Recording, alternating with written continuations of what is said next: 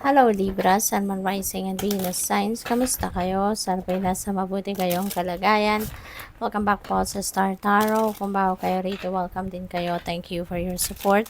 I truly appreciate it. God bless you all. Libra, paunang mensahe po ninyo ay expression. Open up your heart and connect with others. Express your creative self, okay? So, open your heart and connect with others. Huwag ninyong sarilinin lang, no? Kung ano mga nararamdaman ninyo, ano yung mga laman ng isip at puso ninyo, yung bang sinasarili nyo lang. You're not sharing it with other people. You are not, parang hindi kayo bukas, no? Para sa iba. Minsan, mabuti rin yung may nakakausap ka, mabuti rin yung meron kang napapagsabihan, meron kang someone na willing na makinig sa'yo, 'di ba? Nang kahit ano man ang pwede mong i-share. Kaya ngayon, this is an invitation para sa'yo. Express your creative self, okay? Pwede rin na makakatulong mo yung mga taong ito, 'di ba? Alam mo yun, yung mga taong alam mong handang dumamay sa'yo, mapagkakatiwalaan mo, yung gano'n. So, those kind of people, no, magandang kausap, no, na pwede nilang pakinggan ka na kung sino ka talaga, na hindi ka nila i-judge, yung ganon. So, what else? We have independence, manage money yourself. Independence guarantees security. Don't depend on others. Okay? Wag ka nang, ang tawag dito, magdepende sa ibang tao. Kung kaya nyo lang naman gawin, na kayo na yung mag-budget, kayo na yung mag-manage ang pera ninyo, kayo na yung maging bookkeeper ninyo, kayo na yung maging accountant ninyo, 'di ba? So kung kaya lang naman ninyo, so why not do it, 'di ba? Rather than magbabayad pa kayo ng ibang tao, hindi mo magkakatiwalaan. Or mabuti lang kung 100% mapagkakatiwalaan mo, trusted mo yung tao, so it's fine. But what if not, 'di ba? So what else?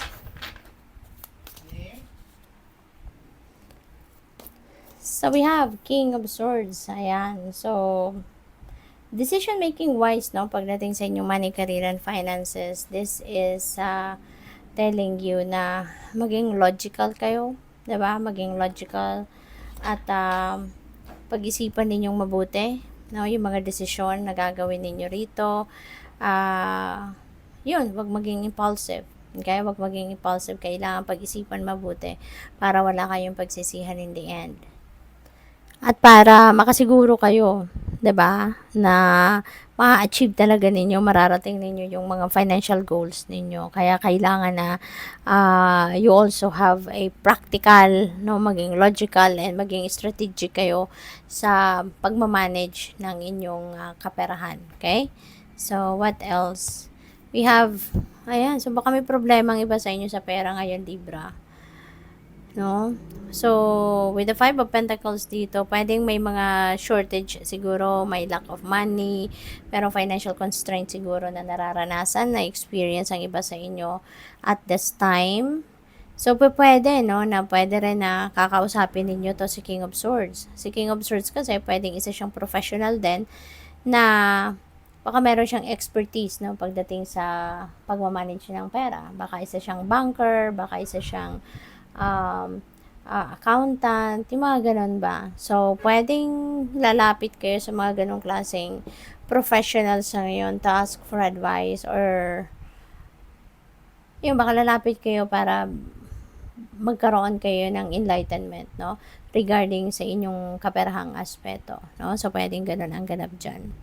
What else? We have Three of Swords. May heartache, heartbreak, no. So, baka nagkaroon kayo dito talaga ng financial loss. Ang iba sa inyo, no, kasi for sure hindi ito para sa lahat. Kasi collective reading ito. So, just take as it resonates, no. Kung hindi naman nagre-resonate sa inyong mensahe, wag nyo pong kunin. Kasi ibig sabihin, hindi yan para sa iyo, no. So, sa nakikita ko dito, pwedeng may financial loss na nangyari rito. Pwedeng merong natanggal sa trabaho. Pwedeng merong nabawasan ng oras sa trabaho, no?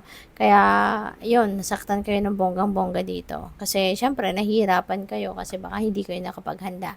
Hindi ninyo napaghandaan ng mga pangyayaring ganito. Kaya nagkaroon kayo ng heartache or heartbreak. Pwede rin, Libra, pwede rin na may relationship ito sa sa relationship ninyo with other people. Baka link, no? Itong sitwasyon, yung heartbreak na ito sa relationship, baka nabudol kayo, no? Baka meron kayong jowa or kaibigan or kapamilya na nabudol kayo, no? Involving money. 'Di ba? Puwede rin na jowa ninyo mismo, 'di ba? Kaya kayo nasaktan ng bonggang-bongga dito kasi baka niloko kayo at baka kumuha pa 'to ng pera sa inyo.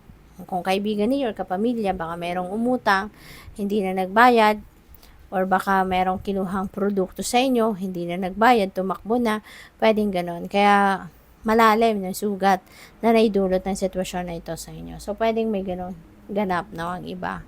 So, what else? We have strength. Yan, magpakatatag lang kayo. Okay? Magpakatatag kayo kasi wala namang problema na hindi nalalagpasan. Wala namang problema na hindi natin nasusolusyonan. Kaya, ano lang, tibayan nyo lang ang inyong loob. Okay? Magpakatatag lang kayo pasasaan ba at makakahanap din kayo ng kapalit sa kung ano man ang mga nawala sa inyo. Diba? Hindi kayo papabayaan ng Divine Universe. No? God never sleeps. Alam niya kung kailan mo kailangan ng mga bagay, alam niya kung ano nangyayari sa'yo, kaya just keep your hope and faith alive, no? Pasasaan ba't giginhawa ka din, makakabalik din sa'yo kung anong nawala sa'yo, kung anong binudol sa'yo ng mga taong ito, may babalik din yan sa'yo, 100-fold pa. No? Kaya huwag kayong malungkot pag kayo mawala ng pag-asa. Okay? Don't dwell on sadness and don't dwell on negative feelings and emotions. Okay? Para kung positibo ka, ang ma-attract mo positibong mga pangyayari. Okay? So, what else we have? 8 of Cups, ayan. So, there is a situation dito na you are going to, yung iiwanan mo na. So, most likely, no, dahil na-pick up ko dito, you're going to be positive na, you're going to think positive sa ngayon. Kaya, pwedeng ang iiwanan mo yung sitwasyon na to. Now, nasa taas niya, si 5 of Pentacles, pwedeng you're going to leave this kind of situation at babangon ka ng muli sa buhay. You are ready to bounce back. No? So, siguro mag-iisip ka, magdidiskarte ka ngayon of the things that you need to do para makaahon ka muli, no? Para magtagumpay kang muli at mabawi mo kung ano man yung mga nawala sa'yo. Not necessarily na manggagaling doon sa mga taong nambudol sa'yo at sa mga nanloko sa'yo. But there are other ways. No, God has many different ways, diba, of bringing you whatever you need. Kaya pwedeng yung pag-walk away ninyo from this situation, handa na kayo magsimula ng bagong buhay. Okay? So, good luck sa'yo. Tatagan mo lang ang inyong loob. Ayan na nga. So, talaga, meron nangyari rito na talaga ikinalulungkot mo siya. No? So, ito yung scenario na napipick up ko. Pwedeng niloko ka, no, sa pera ng pwedeng kaibigan, pwedeng kapamilya, kadugo ninyo, or pwede ng person mo. No? Kaya, sobrang lungkot ang naramdaman ninyo. But, you are walking away from this. You're walking away from these 3 energies na to because meron na tayong 8 of you're heading towards the light. You're heading towards kung saan kayo sa tingin ninyo makakabuti ang sitwasyon na pupuntahan ninyo rito. Kaya good luck. Okay? Makakabangon ka din. Lakasan mo lang inyong loob, magtiyaga ka lang, lagi magdadasal, no? Hindi ka papabayaan ng Divine Universe, okay? Good luck. Thank you for watching. Love and light. Namaste.